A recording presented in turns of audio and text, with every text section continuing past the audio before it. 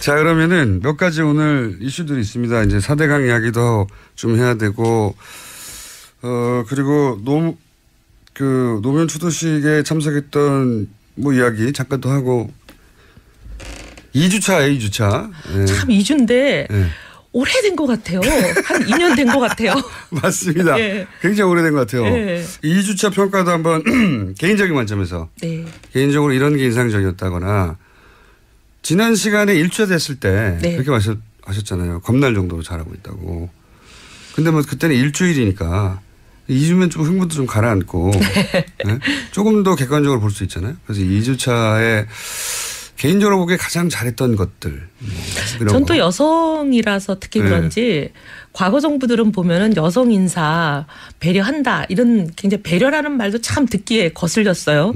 근데 그러면서 이제 주는 자리라는 거는 정해져 있었죠. 예. 여성부하고. 예, 여성부. 사실 박근혜 정부는 여성부 말고는 준 적이 없습니다. 딱 하나 환경부 장관을 주셨지만 굉장히 말 많고 탈 많고 어떻게 보면 앞으로 여성들 진로에 걸림돌이 됐다라는 평가를 받는 그런 게 하나 있었고 그거 말고는 뭐 힘 있는 자리를 주지 않았죠. 한마디로 말해서. 그런 상황이었었는데 지금 이번에는 보면은 청와대 수석 중에서 인사수석을 줬어요. 아, 이거 막강한 자리입니다. 인사수석이라는 거는 이제 인사를 지면 다 지는 거잖아요. 인사가 많다고. 가장 힘 있는 자리를 줬고. 조용히 눈에 띄지 않지만 실제로 공직사회에서는 막강한 자리죠. 거기 다 줄 서죠. 네, 상당히 굉장히 놀랐어요. 그다음에 또 보면은 조현옥 인사수석 기억하셔야 됩니다. 예. 외무장관 자리를 줬잖아요. 힘 있는 자리죠. 외무장관 아니 지금 외무장관 여성 처음 나왔는데 굉장히 힘 있는 자리를 줬고 물론 보훈처장도 사실 그쪽에서는 힘이 있는 거죠. 그래서 굉장히 그런 부분이 저는 기대를 갖게 해요. 숫자만 쓰는 게 아니라. 정말 이 정부에서는 여성들이 상당히 길을 펴고 능력을 발휘할 수 있는 제대로 된 장이 펼쳐지겠구나 하는 그런 기대가 생기고. 저도 인사수석에 맨 처음 발표한 인사인데 인사수석 여성이 가는 걸 보고 인사수석 여성이 있던 적이 있었나 생각해보니까 없었어요. 처음이에요. 네, 없었어요. 이건 크게 주목받지 않고 있는데 없었어요. 그리고 이제 제가 여성이라서 조금 여성 자랑을 하면 연고주의, 혈연, 지연, 학연 이런 거에서 좀 자유롭잖아요. 그렇죠. 그래서 어떻게 보면 남자보다 훨씬 더 좀 그런 여성들이 보면 조금 개인주의적인 경향이 있기도 하지만 좋게 보면은 그게 이제 연고에서부터 자유로울 수 있는 거잖아요. 그러면 인사를 그런 거에서부터 무관하게 굉장히 사람의 능력과 자질만으로 평가할 수 있는 그런 장점이 있습니다. 그런 부분을 대통령께서 혹시 좀 물론 발표도 그렇게 했죠. 여성 수석을 쓴 거는 그런 것을 감안한 거다 한 거니까 굉장히 인사에 대해서 상당히 기대가 됩니다. 그리고 뭐 또 인사가 굉장히 힘든 임명이었다고 봐요. 통상적으로 하기 힘든. 물론 능력이 있으니까 됐겠죠. 여성이어서가 아니라. 근데 여성이어서 안 된다고 할 자리였을 수도 있는데 그렇지 않았다는 거죠. 제가 그리고 이거 송현옥 수석을 정치하기 전에 잠깐 알았었어요. 근데 정치하고 나선 본 적이 없는 분인데. 조현옥 수석을요? 조현옥 수석.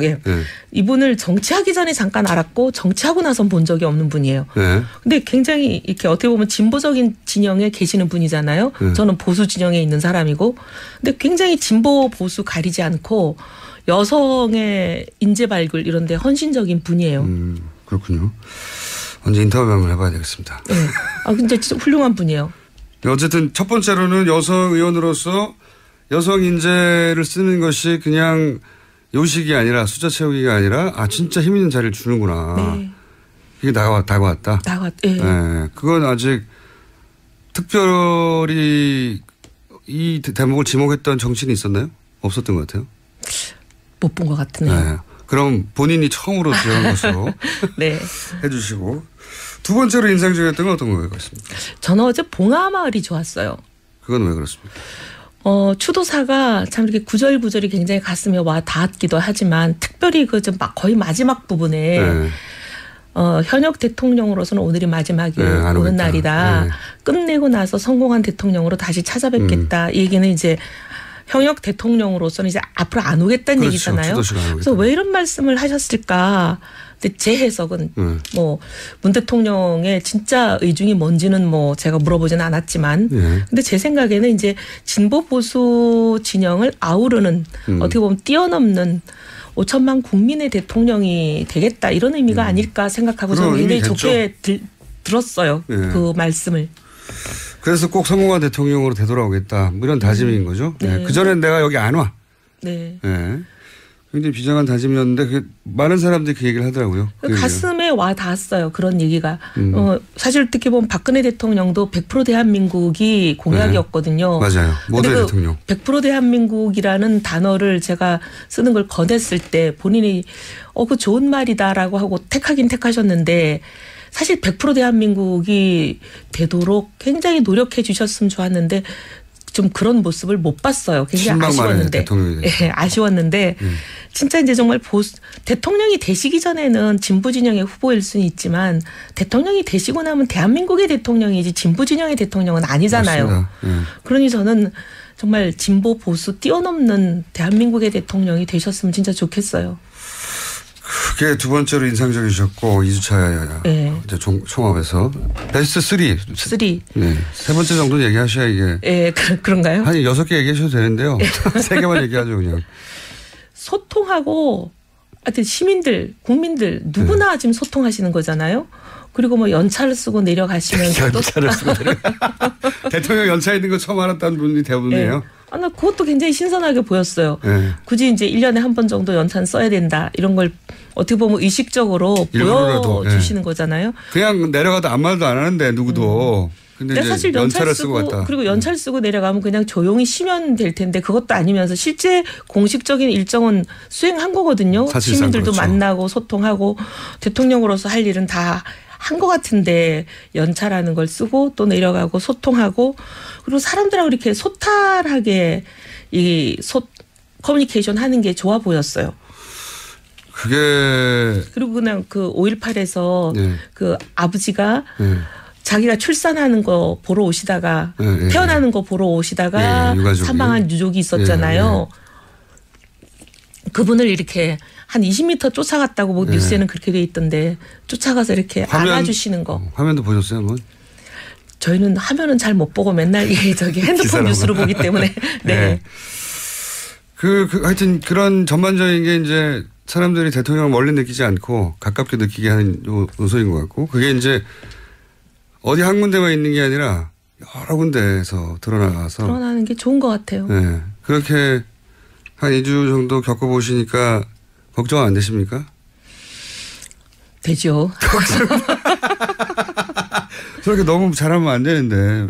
그래서 근데 사실은 이런 생각은 해요. 진보냐 보수냐 그걸 너무 따지기보다는 대한민국을 위해서 좋은 대통령이 되면 되고 꼭 뭐 진보에서 대통령이 나와야 된다. 그런 생각을 진보 진영도 버리고 보수에서 대통령이 나와야 된다. 이런 생각을 보수 진영도 버리는 그런 나라면 더 좋지 않을까. 그러면 당이 하나만 있어야 되죠. 여하간 전반적으로 2주차는 하여튼 1주차 마찬가지로 좋게 평가하시는 네. 네, 종합적으로. 자 그러면 좀 까칠한 이야기들을 이제 시작해 볼까요? 네. 4대강 있잖아요. 4대강. 네. 4대강에 대해서는 박근혜 전 대통령이 이제 2007년이요. 그렇죠. 그때부터도 계속 비판적으로. 사실 4대강이라기보다 처음 2007년에는 대운하였죠. 네, 그때는 4대강이 아니고 네. 대운하였는데. 나중엔 변장 대운하라고. 네. 근데 그랬었죠. 그때 2007년에 이 대운하 안 된다라고 거의 매일 기자회견 했던 사람이 저였어요. 그러니까요. 네. 유승민, 이혜원이 맨날 기자회견 한다고 그 MB 대통령이 무지하게 불편해 하셨어요. 그런데 결국 했고요. 네.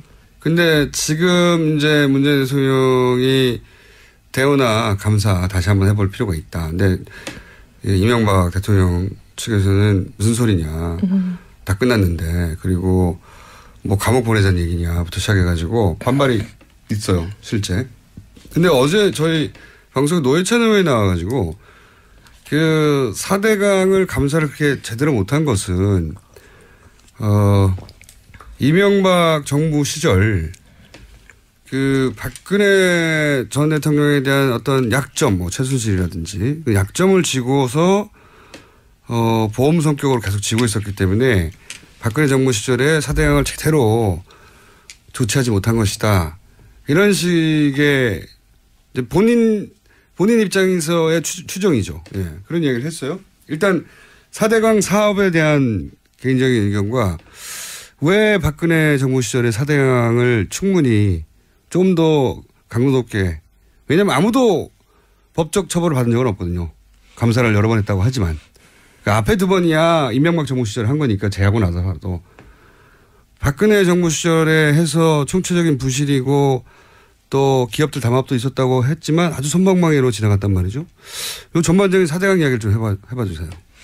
일단 이명박 정부 때 초기 이명박 정부의 두 번의 감사가 있었잖아요. 한 번은 상당히 이제 초기였고 한 번은 거의 말기였는데 2012년이니까 마지막 해죠. 그렇죠. 근데 처음에 있었던 거는 뭐 아무 문제 없다로 결론 났으니까. 아무 의미 없는 감사고요. 셀프 감사는 의미가 없는 거죠. 셀프 감사는 뭐 훌륭하다라고 결론 날 수밖에 없는 거니까. 그렇죠. 그건 뭐 논외로 하는 거고. 대통령 임기 초기인데요, 게다가. 예, 거기다가 이제 근데 이제 이명박 정부 거의 마지막 해에 났던 12년에 시작됐던 그 감사는 이명박 정부에서 있었던 감사인데도 이거는 문제가 심각하다고 났어요. 그때 이제 박근혜 당선자 인수위 시절이어서 이명박 전 대통령보다는 박근혜의 힘이 더 셀 때였어요. 근데 시작은 5월에 됐기 때문에 마지막 결론만 그때 났던 거지 감사의 모든 그 과정은 이명박 대통령님이 계실 때 거의 모든 게 다 진행이 됐고 마지막 껍데기만 씌울 때가 이제 인수위 시절이었던 거죠. 근데도 그때 여러 가지 총체적 부실이라고 하죠. 네, 총체적 부실이고 이게 수질도 악화되는 거고 맞습니다. 그다음에 온갖 여러 가지 문제를 굉장히 총망라해서 짚어놨어요.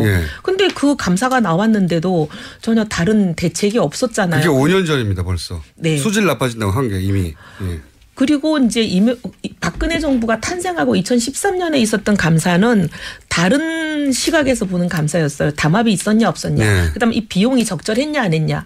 이게 이제 4대강을 염두에 두고 한 거라 비용이 너무 부풀려졌고 쓸데없는 그렇죠. 국민 세금을 많이 낭비했고 이거 담합을 방조했다라고 했어요. 그러니까 총체적 부실에 담합까지 있었다. 담합이 있었다 정도가 아니라 담합을 정부가 방조했다라는 게 감사의 결과였어요. 그러면 담합은 이거는 공정거래법에 의해서 굉장히 세게 처벌받아야 되는 거거든요. 그렇죠. 근데 처벌이 별로 없었고 그다음에 공무원은 한 명도 처벌되지 않았습니다. 게다가. 방조했다라고 하면은 방조한 공무원도 처벌받아야 되는 거잖아요. 그렇죠. 근데 처벌도 없었고. 그러니까 이게 이제 박근혜 정부가 이 부분에 대해서 묵인하고 뭐 나쁘게까지 얘기하면 공범이라고까지 의심을 받아도 별로 할 말이 없는 그런 상황으로 간 거예요. 왜 그렇게 갔느냐에 대해서는 이제 노회찬 의원님은 그런 이유가 있었다. 최순실이든 뭐든 여러 가지 이제 잡힌 게 있었다라고. 이전 정부가 앞으로 다음 정부에 대한 약점을 쥐고 있었던 게 아니냐. 뭐 그런 말씀을 하셨지만 옛날부터 그런 얘기는 이제 많이 떠돌아다니는 소문으로 있었어요. 뭐 괴담 수준으로. 그렇죠. 제가 뭐 본 건 아니니까 저도 뭐 그 부분에 대해서 확실히 말할 수는 없지만. 무슨 괴담을 들으셨나요? 제가 못 들은 괴담을 들으신 것 같아가지고. 2007년 이후에 2010년쯤이었나요? 여러 가지 이제 제가 연도는 정확하게 기억이 안 나는데 박근혜 당시 의원과 이명박 대통령과 청와대 단독 회동이 있었어요. 그랬죠. 거기에서 이제 후계에 대한 미략이 있지 않았느냐. 그런 얘기 나왔었죠. 언론에서도. 그러면서 그때 여러 가지 두 분 간에 서로 주고받고가 이루어지지 않았냐. 바터가. 뭐 이런 얘기가 굉장히 많았었죠. 내가 당신이 대통령인 차기가 되더라도 이런 거는 보여주고 그럼 나는 이런 거를 봐주겠다 뭐 이런 식의. 이제 통상 그런 경우에는 이제 그때 그런 일이 있었다고 제가 뭐 보지 않은 걸 말할 수는 없지만 통상 정치인 간에 그런 이제 만약에 뭐 미략이 있다면 하는 거는 나는 당신을 밀어주고 당신은 나를 보장해주고 그렇죠. 주로 이런 거잖아요. 보통 그렇죠. 그러니까 그렇지 않았을까 하는 추정들이 있었던 거죠. 한동안 그런 이야기가 돌아다녔었죠. 많았죠. 왜냐하면은 두 분이 만나고 나서 딱히 무슨 이야기가 왔는지 보도된 적도 없고. 근데 그래서 보면 사실 이명박 정부에서 있었던 소위 사자방이라는 거, 4대강, 자원외교, 그다음에 방산비리 이게 수사는 했지만 뭐 하나 처벌받은 게 제대로 없잖아요. 맞습니다. 자원외교도 보세요. 수백억을 국민 세금을 날린 거잖아요. 수조. 네. 근데 누가 처벌을 받았어요? 없어요. 무죄 났잖아요. 기억나는 게 없어요. 사실은. 뭐 다이아몬드 광산 막 어떻게 하다가 조용히 사라지고. 근데 그 뭐 무슨 공사 사장님들 1심에서 다 무죄 났어요. 맞습니다. 1심에서부터 무죄가 나면 끝나는 거죠. 제가 보기에는 거의 이건 면죄부를 주기 위한 절차가 아니었나 싶을 정도로. 그런 정도로 이제 한번 수사한 거는 뚜껑 덮어버렸으면 다시 뚜껑 안 연다. 지금 이제 모 당에서 얘기하는 것도 이미 다 조사하고 아무 문제 없는 걸로 끝났는데 다시 여는 거는 정치보복이다 이러잖아요. 거꾸로 저는 그런 생각이 들어요. 그러니까 좀 중장기적인 관점에서 보자면 권력을 한번 쥐었다가 권력을 이제 그 임기가 끝난 그 경험을 가지고 있는 세력이잖아요. 이명박 전 대통령과 그 주변 인물들이. 그러니까 차라리 본인들에게 우호적인 정부가 있을 때 이 사건을 다루어서 아주 가볍게 처리하고 넘어가서 일사부조리 혹은 이미 끝난 사건이라고 만들어 두는 게 추후에 다른 정권이 들었을 때 이 이야기가 다시 안 나오게 하는 안전장치가 된다. 이런 발상을 가지고 막 이를 사자방을 오히려 초반에 막 만들어내고 감사도 하고 그랬던 게 아닌가. 그런 비슷한 게요. 네. 이제 제가 이제 특정 기관을 얘기해서 좀 죄송한데 세무 담당하는 기관에서 그런 일들을 많이 해요. 왜요? 제가 이제 기재위에 오래 있다 보니까 그 기관이 피감 기관이잖아요. 예. 뭔가 누구를 봐주고 싶으면 한번 조사를 했다가 조사가 종료된 사건에 대해서는 다시 재조사를 불가능하게 딱 규정을 만들어 놓고 예를 들면 A라는 기업을 봐주고 싶어요. 네. 그럼 A라는 기업을 그냥 세무조사를 합니다. 네. 해가지고 별 혐의 없네 하고 딱 종결을 해요. 아주 약한 것들까지 네. 잡아내고. 혐의 없네 하고 이제 종결을 해버리면 그걸 다시 재조사할 수 없게 돼 있어요. 근데 그런 규정이 있어서 제가 그 규정을 고치긴 했어요. 지금은 그렇죠. 이제 그렇게 못해요. 과거에는 아주 수십 년 동안 그런 관행을 가지고 그러니까요. 그걸 많이 활용했죠. 그래서 저는 그 일련의 과정들을 지켜보면서 그런 생각을 계속했거든요. 사자방이 한때 화제가 된 적이 있었어요. 실제. 박근혜 정부 초기에. 그리고 4대강도 역시 잡는구나. 이런 네. 기대치가 있었거든요. 네. 그런데 그런 걸 쑥 다루는 척 하다가 쑥 사라졌어요. 어느 누구 하나 처벌받지 않고 기업들도 아주 약한 정도의 벌금. 방산비리만 하더라도 번개 사업이라고 한때 유명했던 이명박 정부에서 추진됐다고 이게 막 비리가 있네 없네 시끄럽던 거 쑥 들어가고 아무 말도 없잖아요. 그러니까요. 그래가지고 네. 그 떠들썩할 줄 이제 박근혜 정부 초기에 이건 떠들썩한 사건들을 제대로 짚는구나 했던 게 정권 초기였어요. 박근혜 정부에. 그런데 그게 다 끝나고 덮어졌고 지금 이제 문재인 정부에서 4대강에 대해서 정책 감사를 하자고 해도 이게 정치적 보복이다. 다 끝난 사건을 왜 감사 3번이나 했는데. 감사를 3번 했지만 문제 있다고 결론 난 감사였는데 그게 문제 없다고 결론 난 감사가 아니잖아요. 그러니까요. 근데 마치 국민들이 들으면 정말 아무 문제 없는 걸로 결론 난 감사를 오해하시겠어요. 그게 이제 가짜뉴스가 되게 제일 좋은 네. 소재죠. 네. 정치적 논지도 있지 않습니까? 근거도 네. 3번 했다. 재판도 받았다. 뭘 또 하느냐. 이건 보복이다. 이렇게 몰고 갈 수 있는 거죠. 근데 저는 그런 것 같아요. 어쨌든 문제가 있는 거는 다시 재조사를 해서 문제가 있으면 문제가 있는 대로 문제 있는 사람들을 처벌을 해야 다시는 그런 일이 안 일어나거든요. 당연히 그렇죠. 그게 진보에 속한 사람이든 보수에 속한 사람이든 그것 따져서 예를 들면 상대 진영이라서 건드리질 못하고 다 덮어주고 넘어가면 언제 대한민국의 정의는 세우며 이런 일을 근절을 하겠습니까? 자꾸 봐주고 덮어주다 보니까 이게 끊임없이 되풀이되는 거 아니에요? 바른정당은 네. 이런 사안에 대해서는 예를 들어 4대강 같은 경우에 엄격하게 재조사해야 된다고. 저희는 4대강이든 뭐든 진보 진영의 잘못이든 보수 진영의 잘못이든 그거하고 무관하게 누구의 잘못이든 잘못은 찾아내서 다시는 재발되지 않게 만들자. 이게 저희들 생각이에요. 알겠습니다. 자, 그런데 이제 바른정당에도 소위 친이계라고 분류할 수 있는 분들 좀 있지 않습니까? 그분이 그때 당시 특임 장관을 해서 그런 발언을 하셨어요. 그래서 저희가 좀 속상해요. 왜냐하면 그분이 지금 현재 우리가 지도부가 없다 보니까 혼자 지도부셔가지고 네. 자꾸 발언하는 게 바른정당의 공식 입장처럼 나가가지고 그래서 빨리 지도부를 뽑아야. 그분이시죠? 네. 네. 그래서 지금 저희가 막 속상해하고 있어요. 짧게 시간이 거의 다 돼가지고 네. 당대표 누구누구 나갔습니까? 몇 분이 나온다고. 젊은 분들이더라고요? 네네. 대부분 의원님 나가십니까? 고민해 보겠다고 제가 주변에 자꾸 압박하시는 분들한테 답을 하고 있어요. 고민하시는군요. 네. 당대표 그럼 되시면 여기 안 나오는 거예요?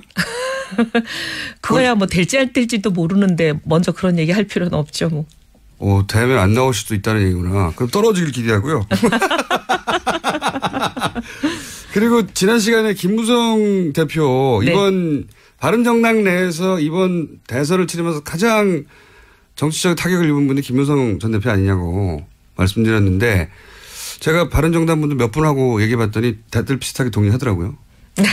근데 제가 이런 질문을 드린 이유 중에 하나는 오늘 갑자기 인터넷상에 검색어로 노룩 패스라고 가방. 예, 입고 가면서 이 뭡니까 저 가방을 네. 그 캐리어를 수행원에게 예, 보지도 않고 던졌다고.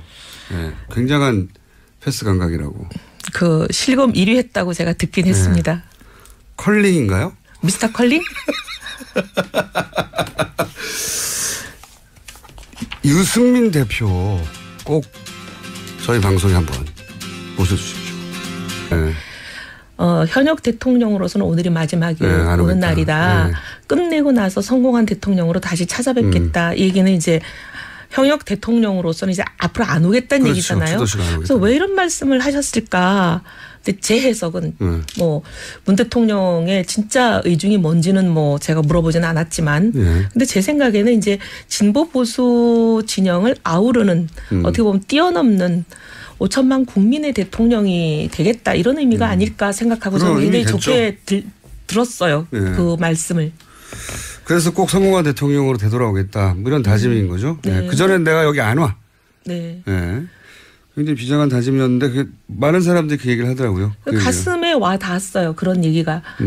사실 특히 보면 박근혜 대통령도 100% 대한민국이 공약이었거든요. 네. 맞아요. 모든 그 대통령. 100% 대한민국이라는 단어를 제가 쓰는 걸 권했을 때 본인이 그 좋은 말이다라고 하고 택하긴 택하셨는데 사실 100% 대한민국이 되도록 굉장히 노력해 주셨으면 좋았는데 좀 그런 모습을 못 봤어요. 굉장히 아쉬웠는데. 네, 아쉬웠는데 진짜 이제 정말 대통령이 되시기 전에는 진보 진영의 후보일 수는 있지만 대통령이 되시고 나면 대한민국의 대통령이지 진보 진영의 대통령은 아니잖아요. 그러니 저는 정말 진보 보수 뛰어넘는 대한민국의 대통령이 되셨으면 진짜 좋겠어요. 자, 그러면은 몇 가지 오늘 이슈들이 있습니다. 이제 4대강 이야기도 좀 해야 되고, 그리고 노무현 추도식에 참석했던 뭐 이야기 잠깐 또 하고, 2주차예요, 2주차. 네. 참 2주인데 네. 오래된 것 같아요. 한 2년 된 것 같아요. 맞습니다. 네. 굉장히 오래된 것 같아요. 네. 2주차 평가도 한번 개인적인 관점에서 네. 개인적으로 이런 게 인상적이었다거나 지난 시간에 1주차 됐을 때 네. 그렇게 하셨잖아요. 겁날 정도로 잘하고 있다고. 근데 뭐 그때는 일주일이니까 2주면 좀 흥분도 좀 가라앉고 네? 조금 더 객관적으로 볼 수 있잖아요. 그래서 2주차에 개인적으로 보기에 가장 잘했던 것들. 전 또 여성이라서 특히 네. 그런지 과거 정부들은 보면은 여성 인사 배려한다 이런 굉장히 배려라는 말도 참 듣기에 거슬렸어요. 근데 그러면서 이제 주는 자리라는 거는 정해져 있었죠. 예. 여성부하고. 예, 여성부. 사실 박근혜 정부는 예. 여성부 말고는 준 적이 없습니다. 딱 하나 예. 환경부 장관을 주셨지만 굉장히 말 많고 탈 많고 어떻게 보면 앞으로 여성들 진로에 걸림돌이 됐다라는 평가를 받는 그런 게 하나 있었고 그거 네. 말고는 뭐. 힘 있는 자리를 주지 않았죠. 한마디로 예. 말해서. 예. 그런 상황이었었는데 지금 이번에는 보면은 청와대 수석 중에서 인사수석을 줬어요. 아, 이거 막강한 자리입니다. 인사수석이라는 거는 이제 인사를 지면 다 지는 거잖아요. 그게 두 번째로 인상적이셨고 2주차 네. 이제 총합에서 베스트 3. 네. 세 번째 정도는 얘기하셔야 이게. 예, 그런가요? 한 6개 얘기하셔도 되는데요. 3개만 얘기하죠 그냥. 소통하고 하여튼 시민들, 국민들 누구나 지금 소통하시는 거잖아요.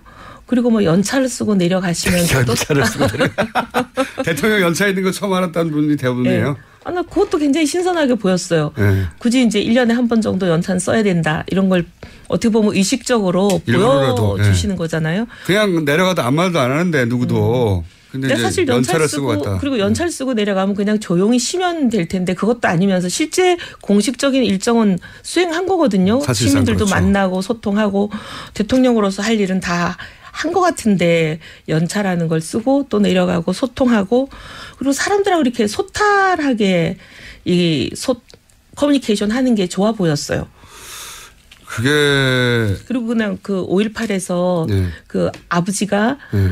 자기가 출산하는 거 보러 오시다가 태어나는 거 보러 오시다가 사망한 유족이 있었잖아요.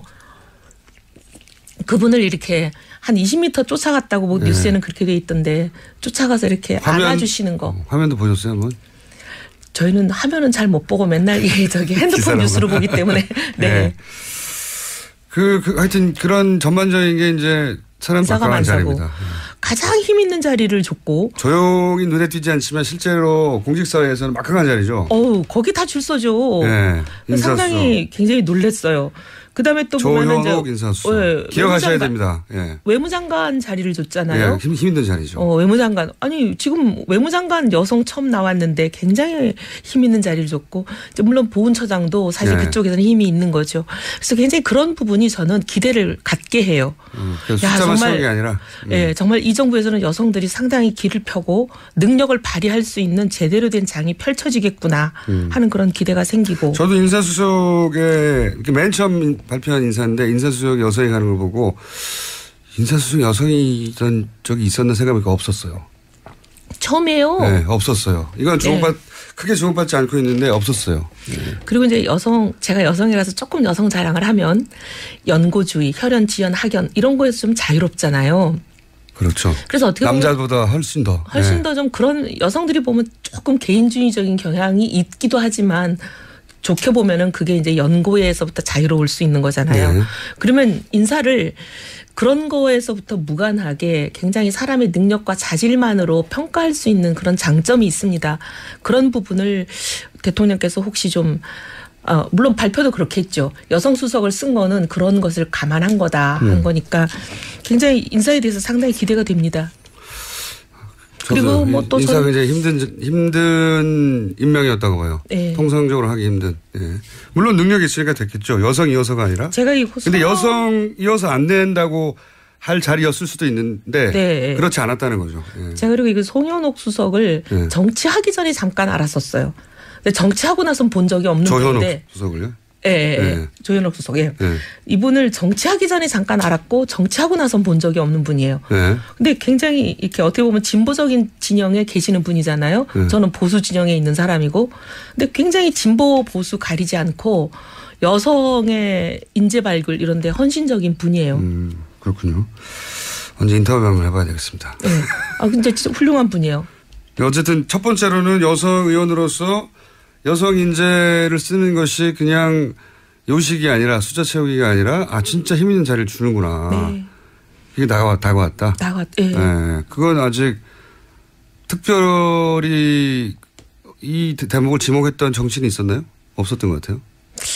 못 본 것 같으네요. 그럼 본인이 처음으로 지정한 것으로 해주시고 두 번째로 인상적이었던 건 어떤 거예요? 저는 어제 봉하마을이 좋았어요. 그건 왜 그렇습니까? 추도사가 참 이렇게 구절구절이 굉장히 가슴에 와 닿았기도 하지만 특별히 거의 마지막 부분에